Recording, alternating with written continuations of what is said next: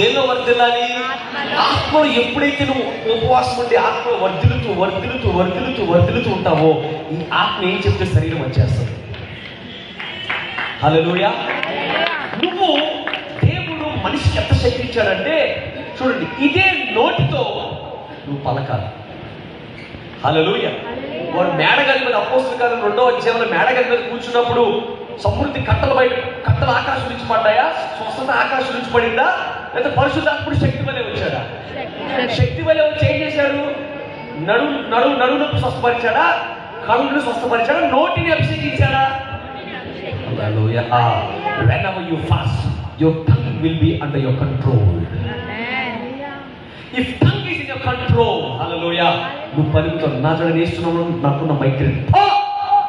First time పోదు, second time పోదు, third time నీ బాడీకి తెలుసు. ఏమని తెలుసు? ఈ బాడీ